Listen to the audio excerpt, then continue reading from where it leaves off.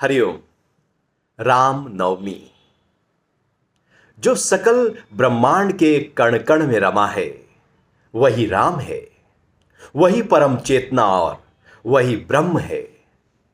हिंदू पंचांग के अनुसार चैत्र मास के शुक्ल पक्ष की नवमी को भगवान विष्णु के 7वें अवतार श्री राम ने मर्यादा की प्रतिष्ठा और असुरों के संहार के लिए लगभग 7,500 साल पहले अयोध्या में जन्म लिया था।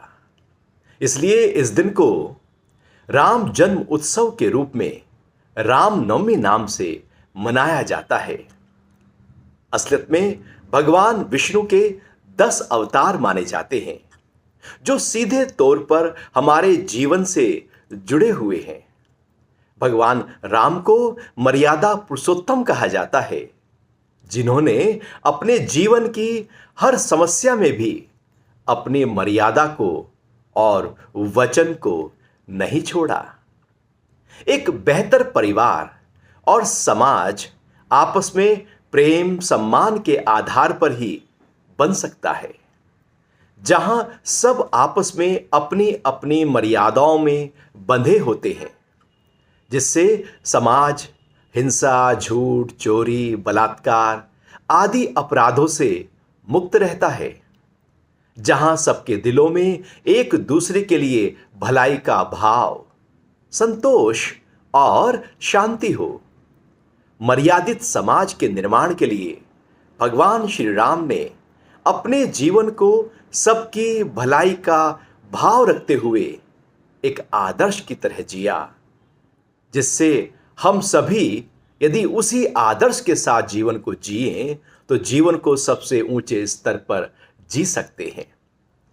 भगवान श्री राम ने अपने जीवन में गुरु आज्ञा का पालन करते हुए राक्षसों का नाश किया। फिर गुरु आज्ञा से ही सीता माता से स्वयंवर में भगवान शिव का धनुष तोड़ दिया। पिता की आज्ञा का पालन करते हुए खुशी खुशी वनवास चले गए। छोटे भाई भरत को सिंहासन दे दिया। माता कैकेयी के वनवास भेजने के बाद भी उनके प्रति जो सम्मान था वो कम नहीं हुआ। रावण जैसे शत्रु के साथ भी संधि प्रस्ताव भेजा।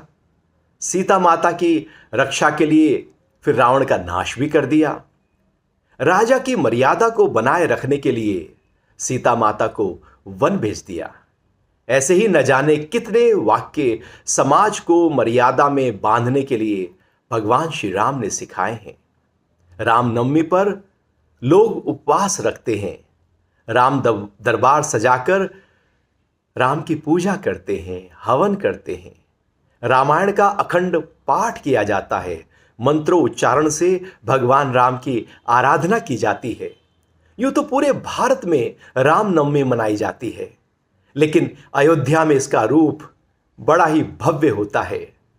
रामनवमी से 9 दिन पहले चैत्र प्रतिपदा से नवरात्रों का आरंभ हो जाता है, जिसमें 9 दिन तक देवी की आराधना की जाती है और 9वें दिन रामनवमी को पूर्ण हवन करके भगवान राम के जन्म उत्सव की खुशियां मनाई जाती हैं। देखा जाए तो भगवान राम के जीवन में एक के बाद एक विपरीत परिस्थितियां खड़ी रही। जीवन भर प्रकृति में कभी भी सहजता नहीं थी। ऐसे ही हमारे जीवन में भी कुछ ना कुछ हलचल बनी ही रहती है। हमें भी भगवान राम की तरह धैर्य, विवेक और बुद्धि बल से समस्या का समाधान ढूंढना होगा। फिर हर परिस्थिति से निकलने के रास्ते हमको मिल जाएंगे। जय श्री राम। हरिओम।